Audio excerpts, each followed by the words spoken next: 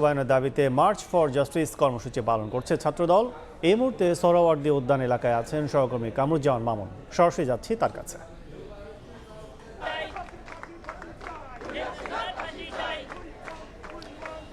বিএনপির অঙ্গ সংগঠন জাতীয়তাবাদী ছাত্র দলের মার্চ ফর জাস্টিস পদযাত্রা কর্মসূচিতে অংশ নিতে এরই মধ্যে ঢাকার বিভিন্ন প্রান্ত থেকে ছাত্র দলের শত শত নেতাকর্মীরা এই যে সোহরাওয়ার্দী উদ্যান এখানে এসে উপস্থিত হয়েছেন এবং তারা বিভিন্ন মিছিল এবং স্লোগানে সোহরাওয়ার্দী উদ্যানের যে শিখা অনির্বাণের এলাকা, শিখা অনির্বাণের চারপাশ তারা এখানে মুখরিত করে রেখেছেন। বলে রাখি যে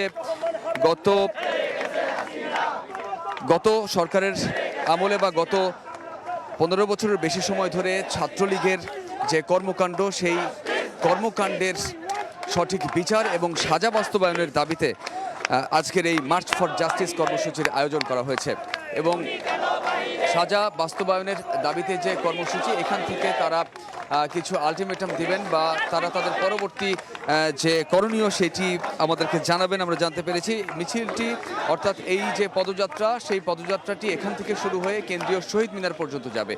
কেন্দ্রীয় শহীদ মিনারে যে শেষ হবে, এরই মধ্যে এই যে পদযাত্রাতে এতে অংশ নিতে যোগ দিয়েছেন সংগঠনটির সভাপতি এবং সাধারণ সম্পাদক সহ থানা এবং ওয়ার্ডের বিভিন্ন ইউনিটের নেতাকর্মীরা এবং তারা এখানে স্লোগান দিচ্ছেন যে বিভিন্ন ধরনের আমার ভাই কবরে, খুনি কেন বাহিরে, এই জাতীয় অনেক স্লোগান দিচ্ছেন। তারা বিচার দাবি করছেন।